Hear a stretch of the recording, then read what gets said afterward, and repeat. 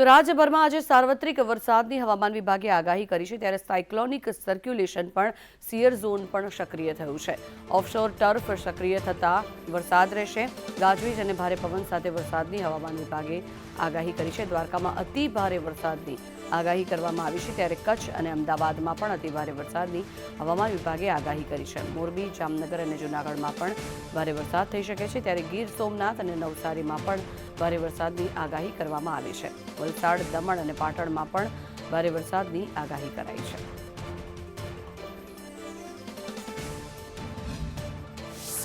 રાજ્યમાં ગાજવીજ સાથે કેટલાક વિસ્તારમાં વરસાદની આગાહી આપવામાં આવી છે. સાથે જ કેટલાક વિસ્તારમાં જરૂરી ઓરેન્જ એલર્ટ અને યલો એલર્ટ પણ આપવામાં આવ્યા છે.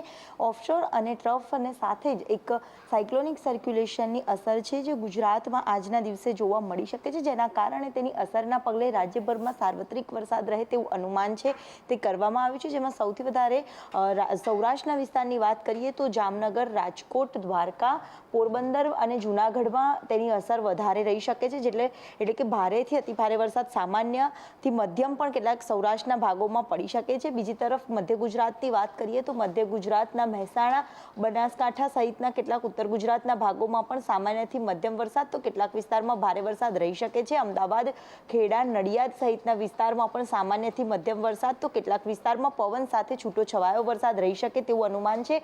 દક્ષિણ ગુજરાતની વાત કરીએ તો દક્ષિણ ગુજરાતના સુરત, વલસાડ, નવસારી, ભરૂચ, ડાંગ, તાપી સહિતના વિસ્તારમાં સામાન્યથી મધ્યમ, તો કેટલાક વિસ્તારમાં ભારે વરસાદ રહી શકે છે.